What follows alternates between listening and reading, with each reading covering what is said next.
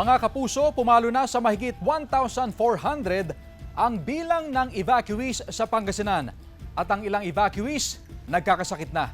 Nakatutok si CJ Turida. Base sa 5 a.m. bulletin ng Pangasinan PDRRMO, pumalo na sa 1,421 pamilya ang nasa iba't ibang evacuation center sa probinsya. Katumbas ito ng 5,172 individual. Sa Barangay Maluwad, Dagupan City as of 9 a.m., umakyat na sa 103 pamilya, katumbas ng 329 na individual ang nasa evacuation center. Ang ilan nasa stage ng covered court. Ayon sa ilang evacuee, nagkakasakit na ang kanilang mga anak dahil sa kanilang sitwasyon. Tulad ng 7 taong gulang na anak ni Jovi na inuubo na. Gabi pa noong linggo nang sila'y ilikas mula sa Zone 2. Nagkakawa na po yung mga bata po ng ubo, sipon po. 17 apo naman ni Nanay Juliet ang nasa evacuation center. Mula sila sa Kalyados kung saan hanggang dibdib ang lalim ng baha. Ang ilan sa kanyang mga apo, matagal na raw tinamaan ng ubot sipon. Bali nung pagdating namin, 3 days na kami rito.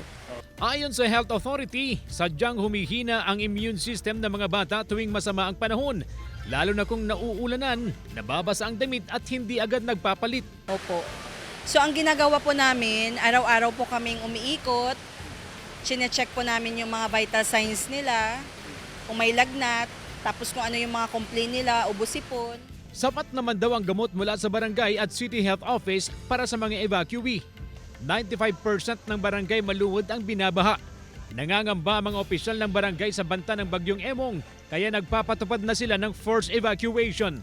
Mas lalo pang lalakas yung hangin kaya kailangan nating ilabas yung ating mga tao. Ayaw natin kasi magkaroon ng casualty dito sa ating barangay kaya kailangan mailabas natin ang dapat mailabas. Tumataas pa ang baha sa evacuation center, kaya inakyat na sa ikalawang palapag ang ilang evacuee.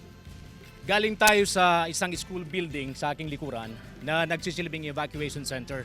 At dahil sa patuloy na pagtaas ng antas ng baha, kinakailangan ng mga evacuee na sumakay sa rescue boat upang makalabas dyan at makabili ng kanilang mga pangangailangan. Nagpapatuloy ang rescue operation ng mga otoridad kaya patuloy rin na nadaragdagan ang bilang ng mga evacuee. Kasama si Daryl Peralta, CJ Torida, One North, Central Luzon.